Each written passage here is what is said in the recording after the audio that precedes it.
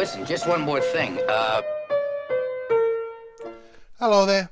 Welcome to my review of Columbo Season 9, Episode 5, Uneasy Lies the Crown, which I have to say is an excellent pun for an episode where the murderer is a dentist.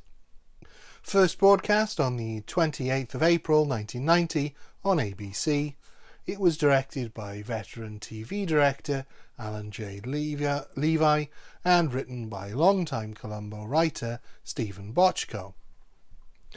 The episode begins with a car pulling into a parking lot with the private number plate DDS, indicating this is the car of our dodgy dentist come murderer, Dr. Wesley Corman, played by James Reed. You may recognise Reed from his performances in North and South alongside Patrick Swayze, or one of his many other film or TV roles. He goes to his practice where he's summoned by his father-in-law, who owns the business, Horace Sherwin, played by Paul Burke. He's had enough with his son-in-law hardly ever turning up for work so he can gamble compulsively, and so has his daughter, who he says is planning to divorce Corman, leaving him without a job and unable to pay his various gambling debts. Apparently, years earlier, Corman had saved his wife's life, but that is no longer an excuse for his behaviour. No more. Wait a minute. Aren't you forgetting? 6 years ago, I saved your daughter's life. This time, that's not going to work. This line is delivered in exposition that just borders on clunky as Corman tells Sherwin something he already knows, but just about gets away with it as it makes sense for Corman to remind Sherwin of this in order to try and save his own neck. He's trying to call in a favour. Speaking of calling in a favour, in the next scene he calls someone named Adam, who he also owes money to, and asks him to move an appointment for him. He then goes to his house and takes his wife's pills, which he takes back to his practice and crushes. Adam arrives and is greeted by Corman, who has sent his staff on lunch early. Adam is an actor, just about to go to Cannes, so Corman has a good excuse for seeing him before he departs. He removes a filling and fills it with the crushed pills before replacing it. At this point, we don't know why he's targeted Adam rather than anybody actually directly related to his situation. This is not the victim we might have been expecting. Corman returns home that evening and plays the hurt victim to his distant wife Lydia. She wants to confess she's having an affair, and he doesn't want to know who it is. He says he still loves her and always will. I just want you to know that if anything happens, if you change your mind, if this guy, whoever he is, isn't what you want him to be, then I'll be there for you. I always will. Seemingly accepting the breakup and reminding her to take her medicine. It appears he somehow saved her life after her first husband died, but we don't find out any more than that at this time. He pretends to leave, but goes to their pool house so he can listen in on her call to her lover, none other than Adam. Things are starting to make sense now. He then attends his poker game with a variety of well-known TV and sports stars of the day, including Nancy Walker from Macmillan and Wife, one of the wheel shows that aired along with the original Columbo, and Dick Sargent, the second Darren on Bewitched. Meanwhile, back at the Corman house, Lydia is getting intimate with Adam, while Corman has established the perfect alibi.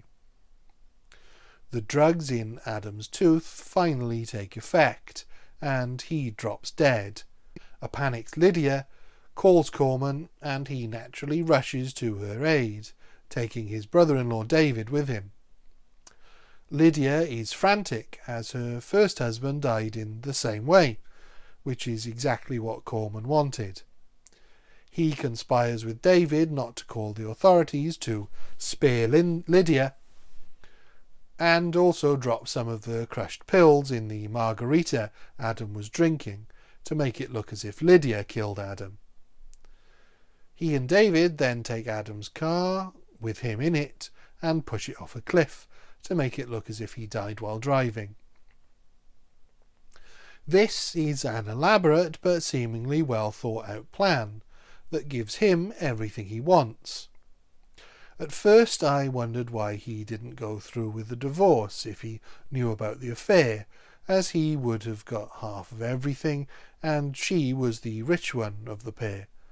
But his plan is far more insidious, and if he's successful, he gets to keep everything, including power over Lydia. If it's ruled an accident, she remains psychologically dependent on him.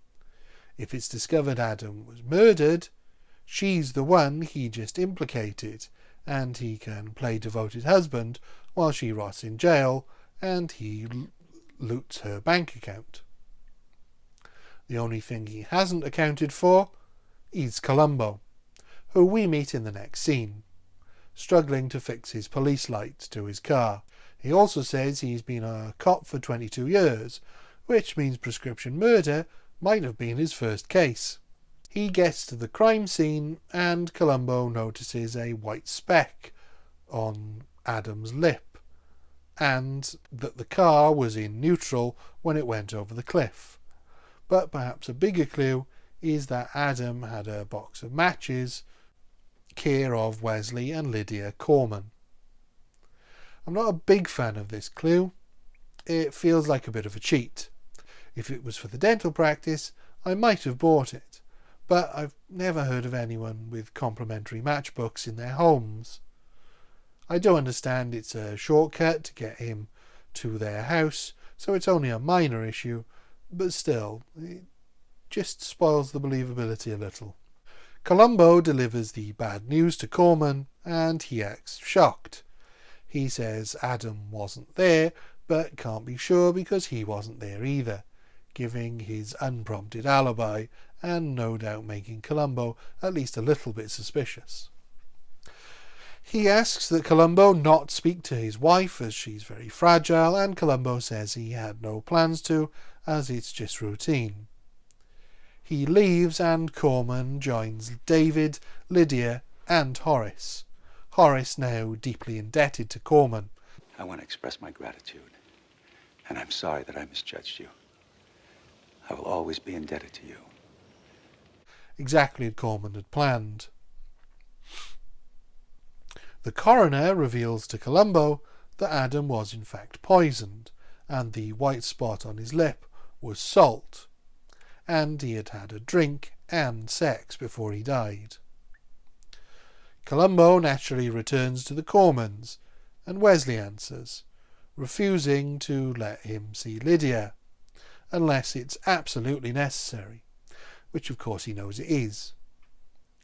Lydia denies either seeing or speaking to Adam the day before, but Columbo says the phone records show she did speak to Adam 5 times, and that Adam was murdered. She cracks and reveals he was there and had a margarita, which she made for him. She then shows him the pool house where Adam died, and that she takes digitalis for her heart condition, the poison that killed Adam. She then says he left after the drink, and this is where Corman might have gone too far in his frame-up, as there's no reason for the glass to have been left if they were trying to cover up what had really happened. The only reason to leave it there was to frame Lydia, which might just be what puts Columbo on Corman's case and not on Lydia's. So you pulled out your handkerchief and it was full of blue blotches? Yeah, all full of blue blotches. And there were people there. It was embarrassing. Thank God it's only on the handkerchief. But there was poison in the glass in the blender. He questions Corman about his wife, but he's really questioning Corman about Corman. We then get a fun scene where Columbo checks Corman's alibi with his poker buddies and is starstruck by the assembled guests. You Nancy Walker? That's right. From the Rock Hudson Soul? Nancy Walker? You got it. What are you doing here? He was already here when I got here. Yeah, it's about right.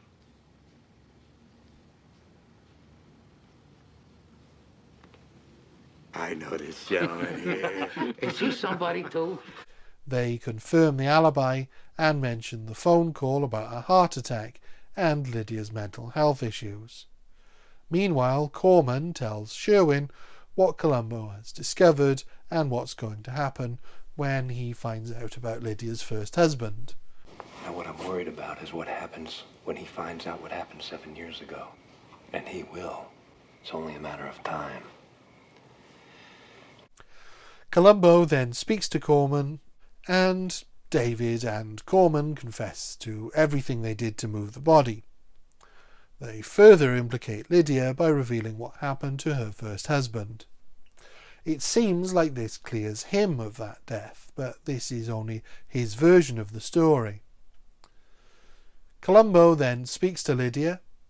She says she's certain she speed dialed 911 on the night of Adam's death, and he checks the speed dial, which works. He then checks how many pills she has left, and half of them are missing. At the police station, he tells his sergeant that he knows Lydia didn't do it, and that Corman did.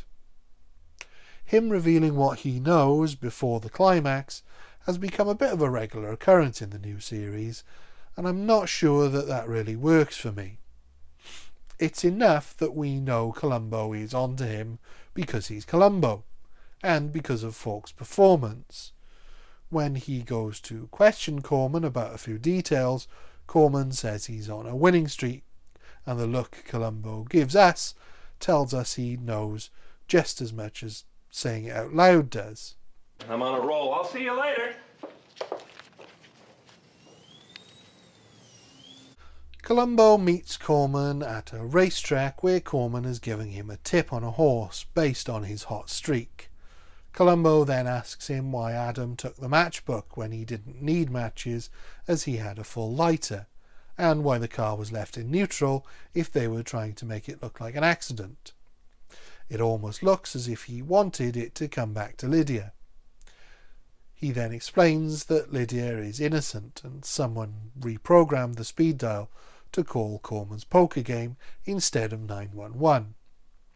While he knows Corman did it, and he's now basically told Corman of that fact, he still doesn't have any proof. So the question becomes, how is he going to catch Corman? See the beads here in the capsule? Well, the red ones, they dissolve in 1 minute. The yellows in 15, the greens in an hour, the blues in 4 hours, and whites in 8 hours, and so on. In fact, these pills here that your dentist recommended, they're the same thing. That's how he did it.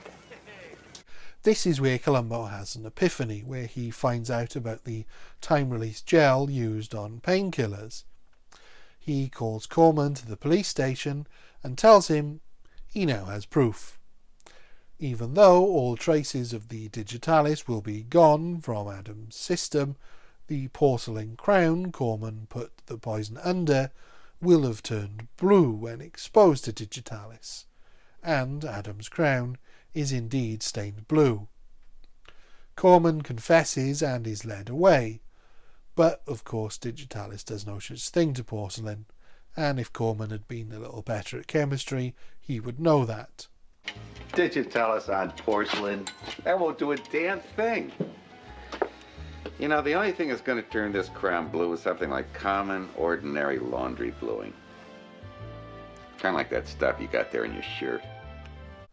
For the most part, this is a very good episode.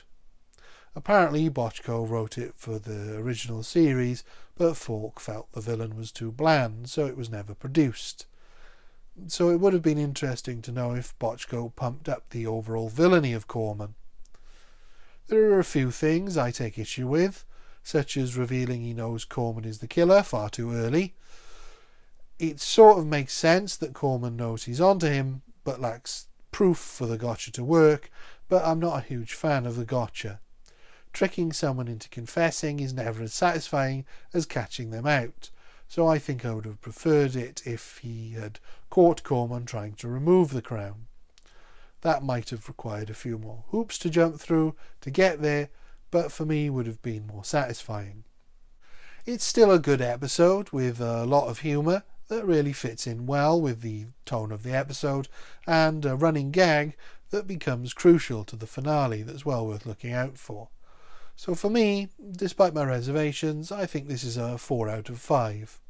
Thank you. Goodbye.